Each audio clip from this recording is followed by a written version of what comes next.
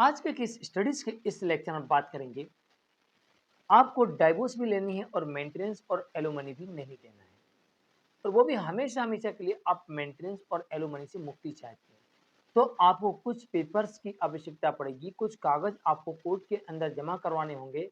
ये पेपर जमा करने के बाद आप ऐसी उम्मीद कर सकते हैं कि हमेशा हमेशा के लिए आपको मेंटेनेंस से छुटकारा मिल जाएगा, हमेशा हमेशा के लिए आपको एलुमनी से छुटकारा मिल जाएगा, और साथ में आपको डाइवोर्स भी मिल जाएगी। तो चलिए आज के इस स्टडीज के इस लेक्चर में आपको कोर्ट के द्वारा बताए गए वो पेपर जो आपको अपने केस में अगर आप जमा करते हैं, वो भी समय रहते, और अगर ये समय निकल चुका है और आपके केस में मेंटेनेंस लग चुका है, कोई चिंता की बात नहीं है।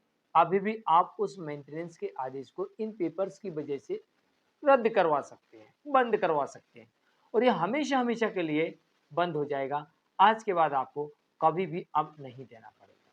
तो चलिए आज के इस स्टडीज के इस लेक्चर में डिटेल में बात करेंगे, कौन कौन से पेपर हैं, कहाँ मिलेंगे, कहाँ से लेके आओगे, और आपको ये पेपर किसी भी कोर्ट में सही वक्त पर ही ध्यान रखिएगा।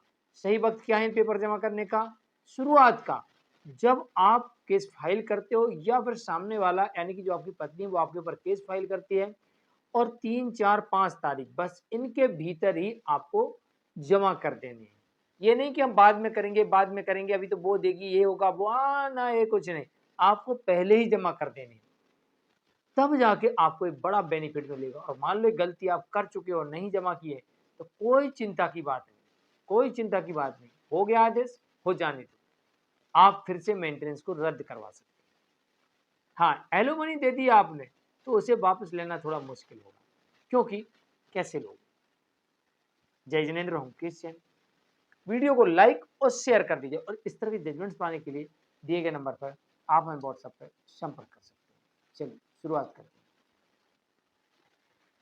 नंबर 1, अगर आप कोर्ट में यह साबित करने में सफल होते हैं कि आपने अपने पति धर्म का पूरी तरीके से पालन किया है, और यह तभी साबित होता है जब अपनी तरफ से दाम्पत्य पुनर्स्थापन का केस फाइल करते हैं, और उसमें आपको एक एक बात को कोर्ट के समक्ष रखना होता है विथ एविडेंस, तब यह साबित होता है कि आपने अपना पति धर्म का पूर्णतः पालन किया है। फिर पत्नी को साबित करना पड़ेगा कि उसने क्या अपने पत्नी धर्म का पालन किया, और अगर उसने, देखो, या तो आप करोगे पूर्णतः पालन या वो करेगी, दोनों करोगे तो विवाद ही नहीं होगा। तो अगर आप ये साबित कर देते हो, कोर्ट में सबूत रख देते हो कि हमने अपने पति धर्म का पूर्णतः पालन किया, तो आपको डिवोर्स भी मिल सकता है, और साथ में आपको एलुमनी और मेंटेनेंस भी नहीं देना पड़ेगा, ऐसा भी हो सकता है। कल जब मैं लाइव कर रहा था, किसी बंदे ने मुझसे पूछा कि भाई सेक्शन 9 का क्या मतलब, ये तो घाटे का सौदा है।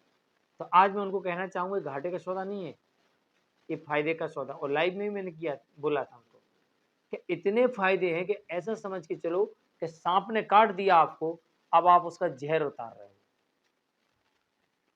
अमर होने के लिए अमृत पी रहे हो। इतना काम आता है भाई साहब, इतना काम आता है। नंबर 2, पत्नी ने अपने पत्नी धर्म का पालन नहीं किया, ये चीज भी आप चाहो तो कोर्ट में साबित कर सकते हो। मान लो आप अपने पति धर्म का पालन साबित करने में विफल होते हो, तो आप ये भी साबित कर सकते हैं कि मेरी पत्नी ने अपने पत्नी धर्म का पालन नहीं किया, तब भी आपको डिवोर्स मिल सकता है, और मेंटेनेंस और एलुमनी से भी हमेशा हमेशा के लिए बच सकते हो। लेकिन इसके लिए प्रॉपर सबूत दिखाना पड़ेंगे, पेपर्स दिखाना पड़ेंगे। क्या पेपर होंगे, कहाँ मिलेंगे? जिस दिन से पत्नी आपके घर में रही है, आपने उसके लिए क्या क्या किया, घुमाया फिराया, हॉस्पिटल लेके गए, शादी में गए, आपने खाना खिलाने ले गए, जहाँ पर भी ले गए, वो सारे फोटोग्राफ्स, वहाँ के बिल्स, ये आपको साबित करने में मदद करेंगे, और यही वो पेपर होते हैं जो आपको कोर्ट में पुट अप करना होता है, सबमिट करना होता है। ये कमेंट भी कल परसों किसी ने किया था कि बस पति का यही काम बच गया है कि वो अपनी पत्नी के इस सबूत इकट्ठे करे। ये पत्नी के सबूत की बात नहीं कर रहा हूं मैं, ये सबूत आपको हमेशा रखना चाहिए कि जिस दिन से आपके घर में आपकी पत्नी है, उस दिन से आपने पत्नी के लिए क्या क्या किया। और मेरे हिसाब से हर हसीन पल के फोटो भी होना चाहिए। जब हसीन पल के फोटो होंगे तो साथ में कोई गलत हो रहा तो उसके फोटोग्राफ्स भी होना चाहिए। इसलिए अपने घर में सीसीटीवी अवश्य लगवा के रखें और ज़रूरत पड़ने पर समय-समय की वीडियो कलेक्ट करके रखें।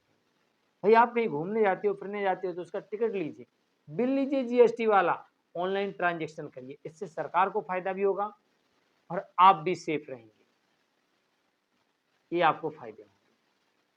नंबर 3, अगर आपने साबित कर दिया कि मेरी पत्नी अडल्टरी में है, अफेयर में है, लिविंग में है या रीमैरेज कर चुकी है, बस आपको इसका प्रूफ देना पड़ेगा। ये पेपर्स जमा करना पड़ेंगे, डिजिटल फॉर्म में हो और चाहे हार्ड कॉपी हो, ये आपको कोर्ट में जमा करना पड़ेगा। तो आपका सबूत होना चाहिए।